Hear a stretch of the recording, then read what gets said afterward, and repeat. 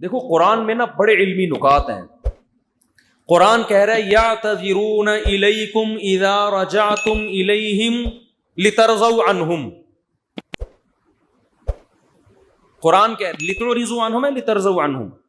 کوئی حافظ نہیں بیٹھا ہوا. لترضوا عنہم فإن ترضوا عنہم فإن اللہ لا يرضى عن القوم الفاسقین. اے نبی جب آپ غزوہ تبوک سے واپس پہنچیں گے تو یہ جھوٹی قسمیں اٹھائیں گے تاکہ آپ ان سے راضی ہو جائیں, خوش ہو جائیں. اگر آپ خوش ہو بھی گئے اللہ پھر بھی خوش بولو نہیں ہوگا.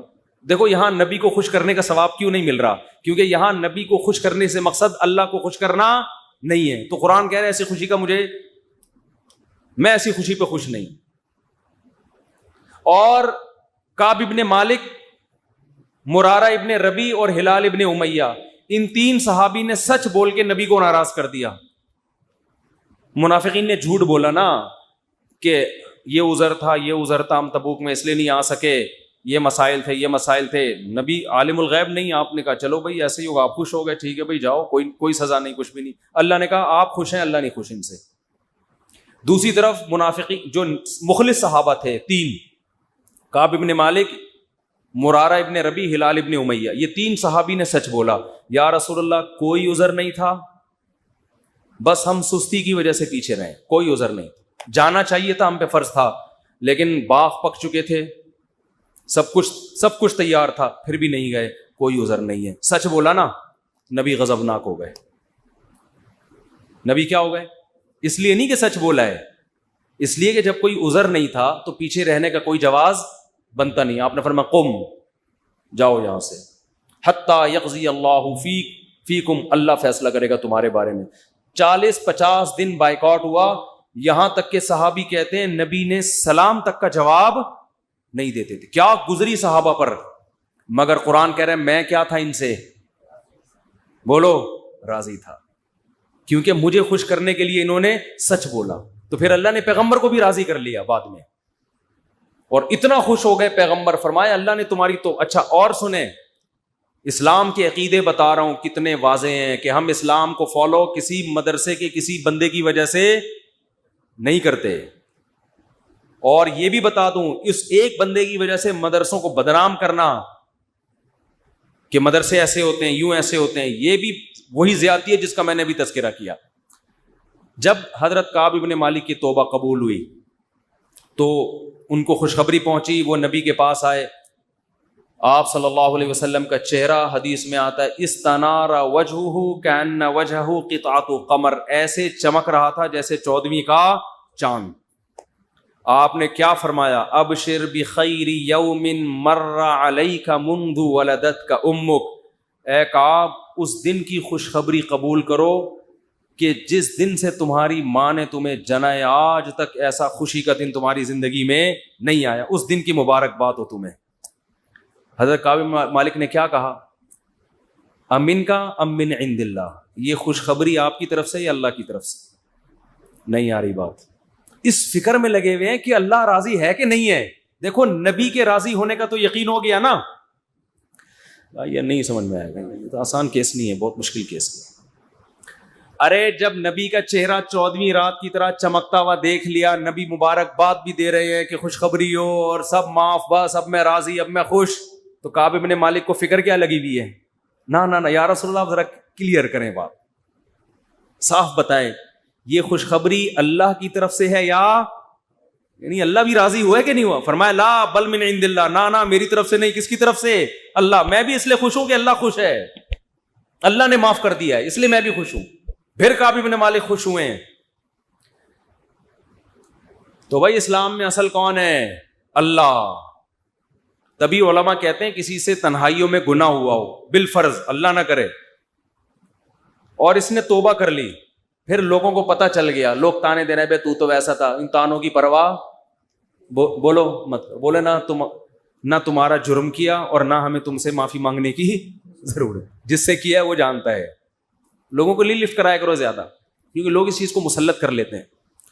ہمارے حضرت کے پاس ایک بندے کا فون آیا لندن سے, کہتا ہے یار میں نے گناہ کیا تھا, پکڑا گیا, کہہ رہے اب میں نے توبہ کر لی, رو کے گڑگڑا کے اتنی معافیاں مانگی کہ اللہ نے بھی دل میں سکون ڈال دیا کہ میں نے تجھے معاف کر دیا کہ لیکن پبلک معاف کرنے کے لیے تیار نہیں ہے. پبلک جب بھی گزر کرے ہے نا وہی, تو پبلک کا دل تو چھوٹا ہوتا ہے نا, پبلک کا دل کیا ہوتا ہے چھوٹا. تو ایسی صورت میں پبلک کو زیادہ لفٹ نہیں کرائے, بولے جاؤ تمہاری ایسی کی تیسی, ہم جانے اللہ جانے تو کون ہوتا ہے بھائی میرے کو. اور قرآن کے الفاظ دیکھو یار, وَمَن يَعْمَلْ سُوءًا أَوْ يَظْلِمْ نَفْسَهُ ثُمَّ يَسْتَغْفِرِ اللَّهَ يَجِدِ اللَّهَ غَفُورًا رَحِيمًا. ایسے وجد والی آیتیں ہیں. فرمایا جو بھی گناہ کرے گا, اپنی جان پہ ظلم کرے گا, ظلم ہو گیا, گناہ ہو گیا, شیطان نے بہکا دیا اس کو, غلط ہو گیا اس سے. حقوق العباد سے اس کا تعلق نہیں ہے, کیونکہ حقوق العباد میں پھر اس بندے سے بھی معافی مانگنا ضروری. کچھ جرائم ایسے ہیں جو اللہ اور بندے کے آپس کے معاملات. فرمایا پھر اس کو خیال ہوا کہ بھائی خدا تو انتقام لے گا, اور ویسے بھی غیرت کے خلاف ہے جس نے اتنے احسانات کیے اس کو ناراض کرنا. قرآن کہہ رہا ہے ثم یستغفر اللہ, پھر وہ اللہ سے کیا کرتا ہے, معافی. کیا عجیب الفاظ ہیں. اللہ نے یہ نہیں فرمایا غفارہ اللہ, اللہ اسے معاف کر دے گا, نہ نہ نہ, یہ انداز نہیں ہے, یہ اللہ اس سے انتقام نہیں لے گا. فرمایا یجید اللہ غفور الرحیم, وہ اللہ کو پائے گا, وہ دیکھے گا کہ اللہ غفور بھی ہے اور رحیم, وہ دیکھے گا اپنی آنکھوں سے. یہ ایسے ہے جیسے ہم کسی کو دعوت دیں کہ آپ ہماری دعوت پہ آؤ, آپ پوچھتے ہیں کیا کیا ملے گا. ایک طریقہ ہوتا ہے آپ بتائیں بھائی بریانی کا انتظام بھی ہے, کباب بھی ہیں, اور اللہ بھلا کرے چکن کا بھی انتظام ہے, اور کڑھائی بھی ہے, 2-4 چیزیں اور بتا دی آپ نے, تو ذہن میں رکھ کر آئے گا ٹھیک ہے بھائی یہ چیزیں ہوں گی. ایک اسٹائل یہ ہوتا ہے وہ کہ بھائی کیا ملے گا, تو آپ اس کو بتائیں جب تم آؤ گے نا تو میری دعوت میں پہنچنے کے بعد تمہیں محسوس ہوگا کہ وسیم بھائی چھوٹے موٹے سیٹ نہیں ہے. وسیم بھائی نے دعوت کی, یہ جی تم پالو گے, یہ چیز محسوس کرو گے کہ وسیم بھائی طبیعت کے تنگ, ایسا دسترخوان ہوگا, چھوڑو بریانی کباب, چھوٹی وہ غریبوں والی باتیں ہیں. کیا بریانی, مسالے والی بریانی, اور مفتی صاحب کے بیان سنتے رہتے الٹے الٹے, مسالے والی بریانی, چپلی کباب, کوئٹہ کی چائے. ابے بھائی چھوڑو یہ باتیں, یہ تو کہیں کھانچے وانچے میں پڑی ہوئی ہوگی. یجید تم پاؤ گے, مجھے محسوس کرو گے کہ یہ چھوٹا موٹا سیٹ نہیں ہے. دسترخوان دیکھ کے اندازہ ہو جائے گا بھائی کوئی بہت بڑا آدمی ہے. قرآن کیا کہتا ہے, جو گناہ کرے گا اور توبہ کرے گا یجید اللہ غفور الرحیم. اللہ یہ نہیں فرما رہے کہ اس کو معاف کروں گا, اللہ فرماتے ہیں جیسے کوئی بندہ دعوت پر آئے تو آپ کہو بھائی تم پاؤ گے کہ میں چھوٹا موٹا سیٹ نہیں ہوں. ہاں میں اس پہ واقعہ سنا رہا تھا کہ حضرت مولانا طارق جمیل صاحب ایک دفعہ کویت کے شہزادوں نے ان کی دعوت کی, تو اب وہ کیا تصور دماغ میں لے کے گئے ہوں گے. فرماتے ہیں میں حیران ہو گیا, اونٹ کے بچے صحیح پورے روسٹ, نہیں آئی سمجھ میں. آپ کو پتہ ہے اونٹ کا بچہ کسے کہتے ہیں؟ اونٹنی کے جو بچے ہوتے ہیں نا وہ ذبح کر کے کھال اتار کے کنووں میں پورے روسٹ چاول بھر کے دسترخوان پہ رکھے. بکرے روسٹ تو سنے ہوں گے, اونٹ روسٹ نہیں سنے ہوں گے.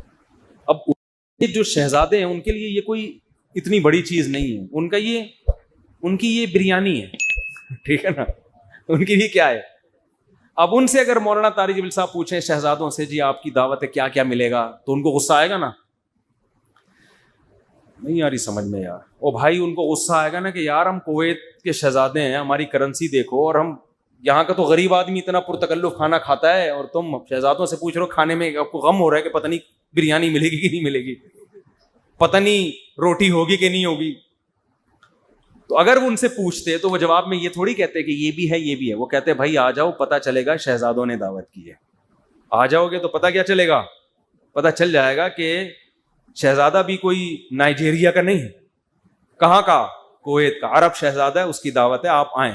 اور ان کو پتہ چل گیا, انہوں نے بیان میں بھی بتا دیا.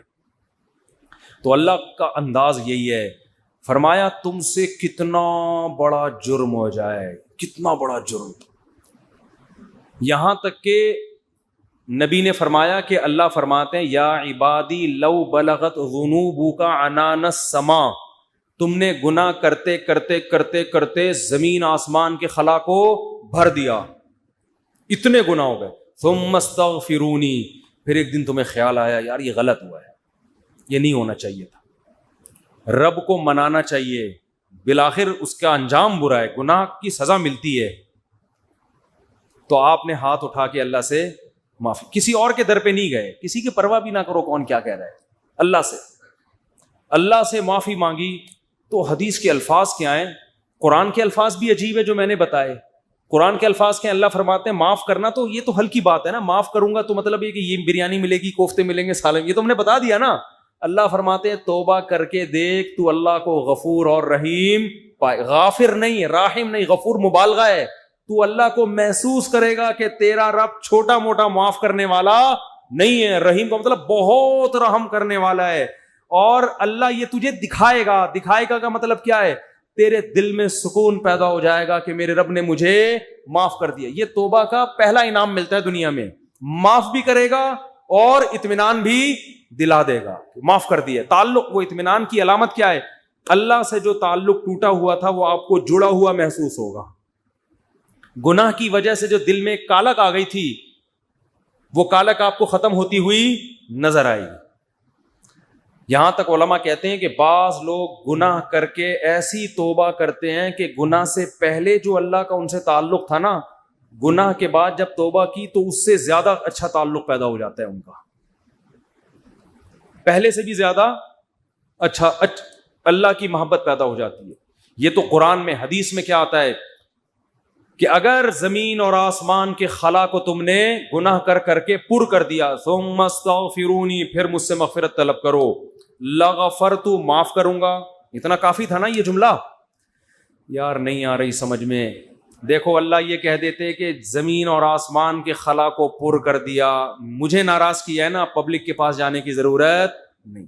عیسائیوں میں پادریوں کے پاس جا کے معاف کرواتے ہیں, اتنے پیسے لے لو معاف کر دو. اللہ کہتے ہیں پادری کا کیا بگاڑا ہے تم نے, ناراض مجھے کیا ہے, نماز چھوڑی ہے مجھے ناراض کیا, زنا کیا مجھے ناراض کیا, انٹرنیٹ پر فحش فلمیں دیکھی مجھے ناراض کیا, یہ جو ہو رہے ہیں گناہ آج کل, کچھ بھی کیا مجھے ناراض کیا نا, آؤ میرے سامنے گڑ گڑاؤ. تو اللہ نے کیا کہتے ہیں, زمین اور آسمان کے خلا کو پر کر دیا, پھر مجھ سے معافی مانگو گے معاف کروں گا. کافی ہے نا, بس کر دیا معاف. آگے اللہ ایک اور جملہ بناتے ہیں, لا ابالی, کسی کی پرواہ. بولو, اردو میں لفظ سماتے ہو کہ بڑا لا ابالی قسم کا آدمی ہے, سنا یہ لفظ, ہاں بولنے میں کچھ ٹیکس لگتا ہے. لا ابالی کہتے ہیں نا, یہ عربی کے لفظ سے آیا لا ابالی. لا کا مطلب نہیں, ابالی کا مطلب پرواہ نہیں کرتا میں کسی کی, جیسے جو آدمی کسی کی پرواہ نہیں کرے بڑا لا ابالی سا آدمی ہے. تو اللہ کیا کہتے ہیں, لا ابالی, معاف کروں گا کسی کی پرواہ نہیں. کیا مطلب, یہ جملہ لگانے کی کیا ضرورت تھی؟ جملہ اس لیے لگایا جا رہا ہے کہ بہت سے نیک لوگوں کو اعتراض ہو سکتا ہے, اے اللہ اتنے سارے گناہ سیکنڈوں میں معاف, یہ بات ہماری کھوپڑی میں بولو نہیں, کچھ تو تھوڑی سی ہوتی. جیسے ایک بیٹا نافرمان ہو, 20 سال باپ کو ستاتا رہے, اب باپ کو زندگی بھر ستایا اس نے, باپ نے کہا ایسی کی تیسی ہے, دیکھتا ہوں میں جائیداد سے آپ کر دوں گا, میں یہ کر دوں گا. باپ بوڑھا ہو گیا, مرنے لگا ہے بھائی, اب جائیداد کی تقسیم کا وقت آ رہا ہے, اور اب یہ گیا, اس کو پتا ہے کہ اب تو سارا معاملہ خراب, زندگی بھر ستاتا رہا. آخر میں آ کے ابا سے کہتے ہیں, ابا I am very very sorry. ابا کہتے ہیں چل جا معاف کیا.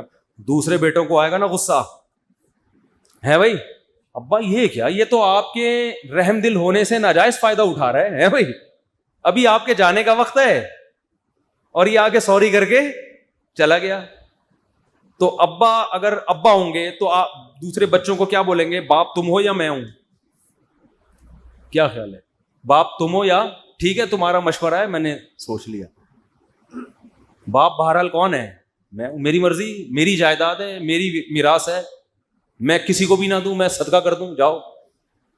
لیکن انسان کا اتنا ظرف ہوتا نہیں ہے. اب اللہ پر تو موت واقع نہیں ہوگی, لیکن انسان پر تو موت واقع ہوتی ہے, اور موت کے بعد رحمت کے چانسز ختم, توبہ کے دروازے بند. ساری زندگی گناہ کرتا کرتا اب موت سے پہلے اللہ سے کیا کہہ دیتا ہے, آئی ایم سوری معاف کر دے. تو اللہ کہتے ہیں کہ میں معاف کر کے آگے پہلے ہی بتا دیا کہ کسی کو اعتراض کرنے کا حق, اللہ کو پتا ہے بہت سارے لوگ آئیں گے, یا اللہ یہ کیا ہے بھائی, یہ کیا اتنے سارے گناہ ہو رہے ہیں اور اس نے معافی اور 1 سیکنڈ میں معاف, یہ تو تیری حکمت کے خلاف ہے, یہ تو مصلحت کے خلاف ہے, یہ تو یوں ہے, یہ تو ناانصافی ہے.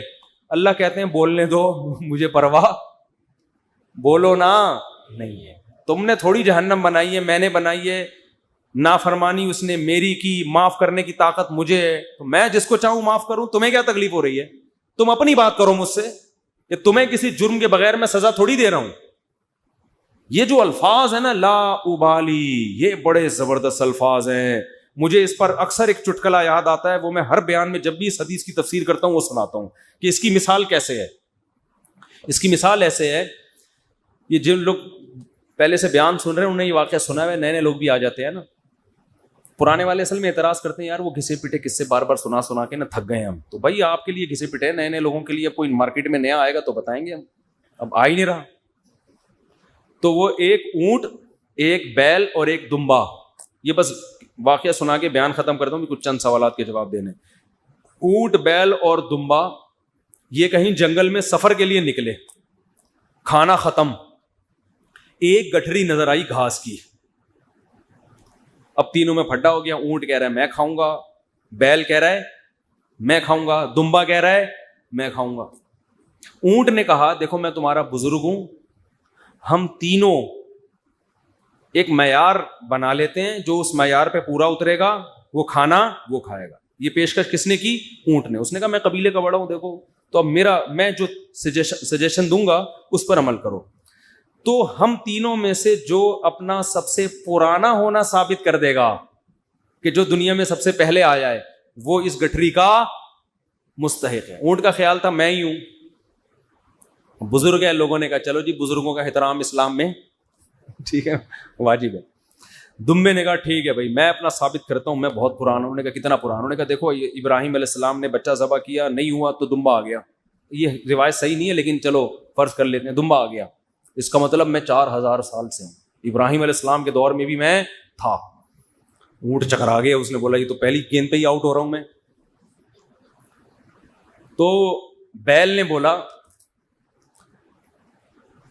بولا کہ آدم علیہ السلام جب زمین پہ آئے تھے زمینداری کے لیے ٹریکٹر ایجاد نہیں ہوئے تھے, تو کچھ تو اگایا ہوگا نا. تو کھیتی باڑی کس سے کی تھی انہوں نے؟ بیل سے. اس کا مطلب میں کب سے ہوں. دمبا تو آؤٹ ہو گیا نا. اونٹ پریشان کہ کمبخت, اس سے پہلے تو تاریخ لکھی نہیں گئی ہے, اس سے پہلے تو تاریخ لکھی, اور سجیشن بھی میری تھی. اونٹ ٹینشن میں آیا, اس نے کیا کیا, وہ گھاس کی گٹھری اٹھا کے اپنے کوہان پہ رکھی. تو دمبے نے بولا بھائی میں تو بہت پرانا ہوں. اس نے بولا مانتا ہوں, میں نے کب کہا, آپ بہت پرانے ہیں, میں آپ کے بعد آیا ہوں. بیل نے کہا میں تو اس سے بھی پرانا ہوں. اس نے کہا میں نے بولا کہ آپ پرانے نہیں ہیں, تو بھائی یہ پھر ہمیں دو. اس نے کہا دم ہے تو لے لو. اس نے کہا ہمت ہے تو اٹھا لو. اونٹ کے کوہان سے کون اٹھائے گا؟ چلو دفعہ یہاں سے, تمہاری ایسی کی تیسی. سجیشن بھی خود ہی دی, بولا جس میں دم ہے لے لے بھائی. چلو اس کو کہتے ہیں لا ابالی. نہیں آئی بات سمجھ میں؟ اللہ ایسا نہیں کرتا کہ وہ اپنی تجویز کے خلاف چلے. یہ تو میں نے صرف واقعہ سمجھانے کے لیے کہ بھائی اللہ کے سامنے کون لڑ سکتا ہے, اللہ کے سامنے کون دلائل دے سکتا ہے کہ اللہ وہ اتنے سارے گناہ کیے تو 2 منٹ میں معاف کر رہا ہے. اللہ کہتے ہیں جو جس نے دلائل کے انبار لگانے ہیں نا, پہلے لگا کے رکھے, کتابوں میں لکھے, پورے رسالے لکھ دے. میری نظر میں اس کی کوئی ویلیو نہیں ہے, کیونکہ خدا میں ہوں تم نہیں ہو. نافرمانی میری کی ہے, تمہاری تھوڑی. تمہیں کیوں تکلیف ہو رہی ہے؟ یغفر لمن یشاء ویعذب من یشاء, جس کو چاہوں گا معاف کروں گا, جس کو چاہوں گا عذاب دوں گا. یہ اللہ نے اپنے ہاتھ میں رکھا ہے تاکہ جب کوئی گناہ کرے تو گڑ گڑائے کس کے سامنے؟ اللہ کے سامنے. ہمیں پتا ہے کہ اللہ کے سوا معاف کرنے والا کوئی بھی نہیں ہے. معافی کا اختیار اللہ کے ہاتھ میں, سزا کا اختیار اللہ کے ہاتھ میں. تو میں اس لیے کرا رہا ہوں کہ مخلوق کو زیادہ لفٹ کرانے کی ضرورت نہیں ہے. لوگ مجھے کہتے ہیں ہم سے گناہ ہو گیا, فلاں نے کہا یوں ہے. میں کہتا ہوں بھائی تو بولے تو کون ہوتا ہے؟ تو میرا باپ ہے, تو میرا ماموں ہے, تو کیوں پوچھ رہا ہے؟ میں جانوں اللہ جانے, تیرا کیا مسئلہ ہے بھائی؟ اور یہ بات سے بات چل پڑی ہے. شادی کے بعد عورتوں میں یہ بہت بڑا مرض ہے, اپنے پرانے قصے, پرانی غلطیاں میاؤں کے سامنے ظاہر کر دیتی ہیں ان کو اعتماد میں لینے کے لیے. جتنے اللہ نہ کرے, بعض خواتین کے ساتھ ہمیشہ نہیں ہوتا, ستار بھائی وسیم, ستار کو چھوڑو یار, نیک آدمی ہے, کوئی بھی چکر ان کے چلے ہوتے ہیں تو وہ اپنے شوہر کو اعتماد میں لینے کے لیے کہ میں آپ سے اپنے, دیکھیے آج میں آپ سے اپنے دل کی کچھ باتیں شیئر کرنا چاہتی ہوں دل کی کچھ باتیں شیئر کرنا چاہتی ہوں. کیا شیئر کرنا چاہتی ہیں جی؟ دیکھیے اب ہم دونوں ایک دوسرے کے شریک حیات ہیں, میں نہیں چاہتی کچھ آپ سے چھپا رہے. آپ سے پہلے میری ایک جگہ اور بھی شادی ہو چکی ہے, چھپ کے ہوا تھا نکاح, یہ ہو رہا ہے, پھر وہاں بھی ہوئی تھی, یہ بھی ہوا, پھر اس سے چکر چلا, لیکن میں نے توبہ کر لی تھی. اور تم اس کو کیوں بتا رہی ہو؟ تم تو چھوڑو, وہ انسان ہے بھائی, وہ اس کے دل میں بدگمانی ایک بال آ گیا, قیامت تک وہ بال نہیں نکلے گا. چھوڑو تمہارا ماضی کیا گزرا, اس کو بولو بھائی میں بہت نیک گھرانے میں پیدا ہوئی ہوں, بہت نیک ہوں, اسی طرح قبول ہو, ٹھیک ہے. نہیں تو میاں تفتیش کر رہے ہوتے ہیں گھس گھس کے, موبائل میں تفتیش کر رہے ہوتے ہیں گھس گھس کے. تو یہ کس نے اجازت دی آپ کو تفتیش کرنے کی بھائی؟ اسی طرح عورت شوہر سے بھی نہ پوچھے, پرانے, وہ بھی مکھنچو بیٹھ کے اپنے پرانے قصے سنا رہا ہوتا ہے, اس کو بھی اعتماد کیا ہو جاتا ہے. جو اللہ نے جس گناہ پہ پردہ ڈالا, آپ خود اگر اس کو ظاہر کر رہے ہو تو آپ سے بڑا بے وقوف دنیا میں کوئی بھی نہیں. ایک عورت نے مجھے بتایا کہ میرے شوہر کو مجھ پہ شک ہوا, اس نے ماضی شادی سے پہلے, دیکھو شادی کے بعد کی بات ہے, شادی سے پہلے کیا ہوتا رہا چھوڑو اس کو, ٹٹولا بالآخر میں نے اگل دیا جی میرا کسی سے غلط تعلق تھا, میں نے توبہ کر لی. کہہ رہے جب بھی پھڈا ہوتا ہے کہتے تم ہو تو وہی نا. میں نے کہا غلطی آپ کی ہے, کیوں بتا رہی ہو بھائی؟ وہ 100 دفعہ بھی پوچھ رہے ہیں, آپ کیوں بتا رہے ہو, کیوں بتا رہے ہو آپ اس کو؟ تو ہمارا تعلق کس سے ہونا چاہیے؟ ہم اللہ کے بندے ہیں, جرم اللہ کا, تو توبہ بھی کس سے؟ اللہ کی. اور ایک اور بات سے بات نکلتی ہے, بعض خواتین کے ساتھ کوئی ایسا واقعہ ہو چکا ہوتا ہے کہ وہ کنواری نہیں رہتی, بعض دفعہ کوئی مسئلہ ہوتا ہے ان کے ساتھ, یا بعض دفعہ کوئی برائی ہو چکی ہوتی ہے جس سے وہ توبہ کر چکی ہوتی ہیں, وہ شادی کرتے ہوئے ڈر رہی ہوتی ہیں, تو ڈر رہی ہوتی ہیں کہ شوہر کو پتہ چلے گا, وہ کہے گا یہ تو کنواری نہیں ہے. تو وہ جب میں فون اٹھاتا تھا نا اس طرح کے مشورے بھی کہ ہم کیا شوہر کو بتا دیں, تو یہ حماقت نہیں کرنا بھائی. یہ تو کسی بھی طرح سے زائل ہو سکتا ہے, کسی بیماری سے بھی ہو سکتا ہے پردہ زائل, اور بھی 10 بعضوں کے پیدائشی نہیں ہوتا. تو ایسے موقع پہ جھوٹ بولنا بھی جائز ہے. نہیں آ رہی بات؟ عورت کے لیے جائز ہے کہ وہ شوہر سے بولو نا, جھوٹ بول دے, وہ یہ نہ بتائے کہ میں نے بدکاری کی ہے پھر توبہ کر لی ہے, یہ اتنی تفصیل میں جانے کی ضرورت نہیں ہے. وہ بول دے بھائی یہ پیدائشی نہیں ہے, یہ جھوٹ ہے. لیکن کیوں؟ وجہ اس کی ہے کہ اس کمبخت کو یہ تفتیش کی اجازت نہیں ہے کہ وہ پوچھے آپ سے. جو ماضی کے قصے ہیں وہ کیا ہیں؟ وہ ختم, وہ پرانے ہیں. تو جو ٹوہ میں لگتا ہے نا, ٹوہ میں گھستا ہے ایک دوسرے کی ٹوہ میں, اللہ اس کو کیا کرتے ہیں؟ رسوا کرتے ہیں. تو گناہ ہو جائے کس سے تعلق؟ اللہ سے. ہم عیسائی تھوڑی ہیں کہ پادریوں سے جا کے یا پنڈتوں سے جا کے اپنے گناہ شیئر کر رہے ہوں. مجھے بھی لوگ آ کے بتاتے ہیں, میں کہتا ہوں یار مجھے نہیں بتاؤ کیا ہوا ہے, میں بھی انسان ہوں. ہاں ایک صورت میں آپ بتائیں, جیسے کوئی مریض ڈاکٹر کو اپنی بیماری بتا رہا ہوتا ہے علاج کے لیے, تو کسی بزرگ سے, کسی عالم سے آپ کا تعلق ہے, آپ سمجھتے ہیں کہ اس سے میں مشورہ لے سکتا ہوں, اور مشورہ اس وقت تک نہیں لے سکتا جب تک میں اس کو اپنا پورا مرض بتاؤں نہیں کہ میرے اندر کیا گناہ ہے جو میں چھوڑنا چاہتا ہوں مگر مجھ سے چھوٹتا نہیں. ایسی صورت میں پھر مجبوری ہے بتانے کی, تاکہ وہ اس کا کوئی علاج بتائے آپ. تو اس کا خیال کرنا چاہیے. یہ اللہ کا دین کتنا زبردست ہے, اللہ نے ہمیں بتا دیا گناہ سے بچنا کیسے, ہو جائے تو کرنا کیا ہے. تو ہمارا رب ہے غفور الرحیم, جب توبہ کرو گے اللہ کہتے ہیں میں بتا دوں گا کہ میں, لوگ معاف نہیں کرتے مگر میں معاف